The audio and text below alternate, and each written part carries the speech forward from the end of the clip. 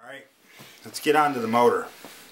Alright, I have never had any luck with these sealed end bell motors. One came with my Stampede, my Traxxas Stampede, and it's got about maybe 3 or 4 packs into it, and for some reason they use plastic to mount the brushes, which is understandable. But as the motor gets hot, that plastic gets weak. Like I said, I got like 2 or 3 packs through it, and the motor was shot. So when I saw that this car came with a sealed end bell motor, it got tossed. Took out my P2K that was in my Stampede, put it in my Driftstar. It works. It's got a little bit more acceleration than the stock motor. Because this is a Roar spec motor. A little top end was suffered a little bit, but it's a drifter. I'm never going to speed run with it until I get a brushless kit, of course.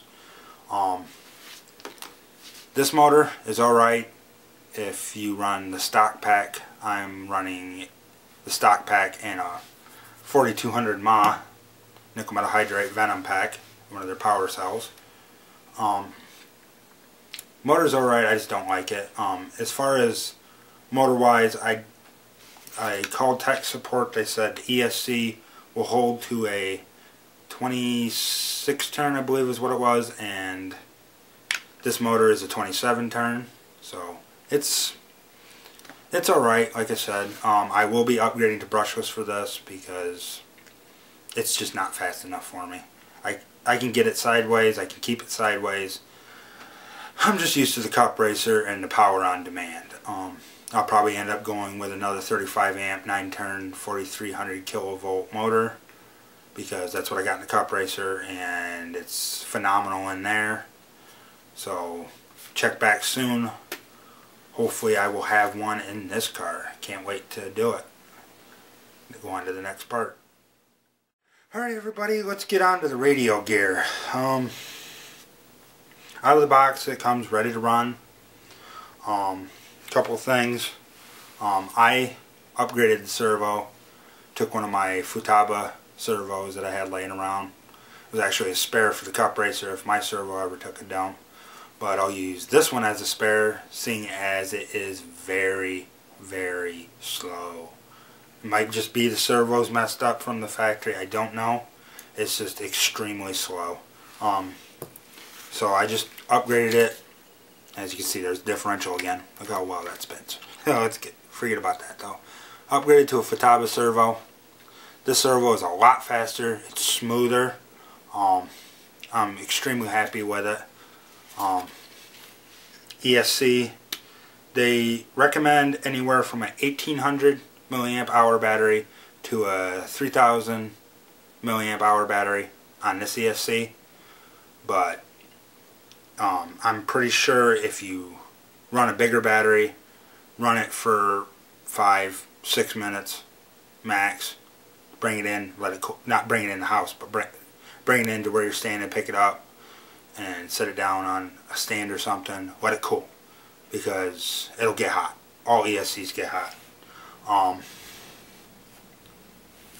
Other than that, and of course it is 2.4 gigahertz, so there's no interference.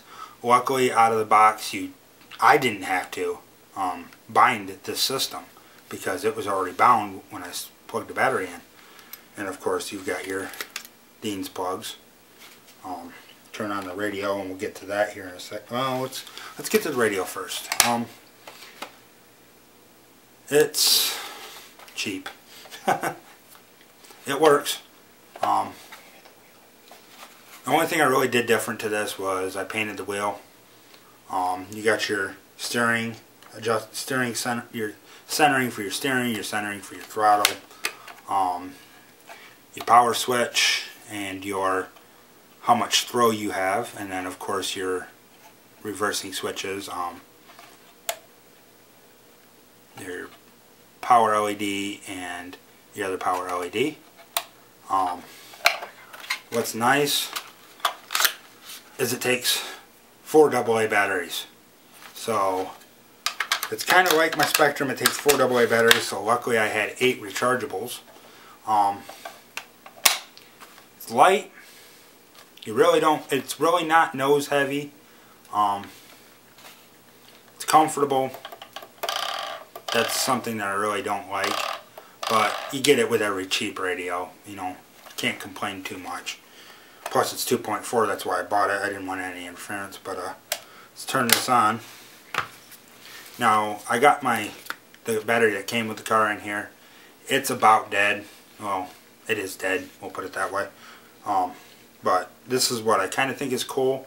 I never had an ESC do this, but I don't think I'd want another one because it's kind of annoying, but it tells you that it is powered on, so it beeps. It talks to you. I know a lot of people like that, but as you can see, the steering is still a little slow, but it's not as slow. And of course it has throttle, brake, double click forward is reverse, so throttle,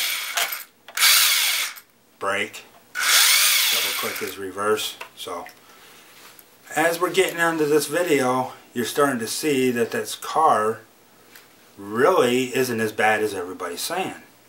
But we'll cover that at the end of the video when I really give you my final thoughts on this car.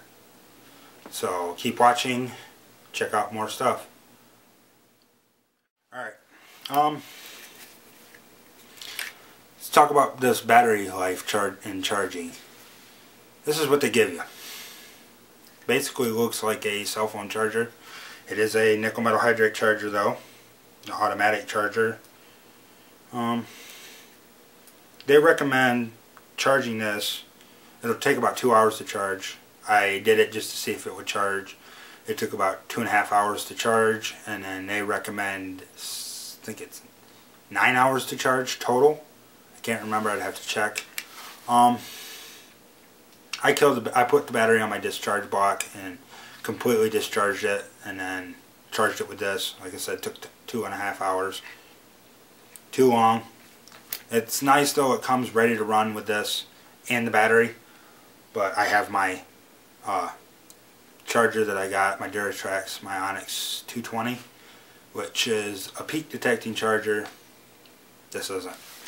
Of course, they have your standard plug that they give you for their ESC, and then the Tamiya plug, and then of course your charger. The battery they give you, like I said, it's a small battery, only 1800 milliamp hour battery, but it is a 7.2, and the nice thing is it is a nickel metal hydride, so you don't have to worry about it gaining the memory. I took off the sticker because it was coming off, and I really don't like stickers that come off. Like I said, there's their battery. This is a Venom Power Cell 4200 mAh or milliamp hour battery, however you want to say it. Created the new label with Photoshop. I had to redo the cellophane on the outside, and I soldered on new wire, and of course with my Dean's plugs. But that snake, I drew it freehand. I don't think it looks too bad. I mean, I like it. All 3 of my batteries look like this, so. And it's marked as, let's see, pack 1. I got 3 of them, so I rated this one as pack 1. This was the first battery I got, so I rated it that way. Only reason I resoldered the wire is because it had some junk wire on it, and it was cracking and peeling, and I didn't like that. Plus, you don't want that on a battery, so I just got some new wire. And of course the Dean's plug. But this battery, their stock battery, I ran it outside for about 10 minutes. I was romping on it, trying to kill it, see how long the battery would last. Turned out the battery outlasted me in the cold weather. Don't like cold weather. Yet again, it is snowing, so I can't get any running video of this car. But 10 minutes outside, got cold, came in, ran it 2 days later, 5-10 minutes inside, and I'm saying 10 minutes inside, and I finally killed it. So this battery is alright if you use it if you use it once and don't kill it all the way, and then run it again and then kill it that way. But sometimes I will take the battery after it's done. After I get done running it, I'll let it cool, and I'll put it on my discharge block. I know you don't need to discharge nickel metal hydride, but I do it anyway. But it just helps the pack out a little bit. But let's stop here and get into another part. Thank you.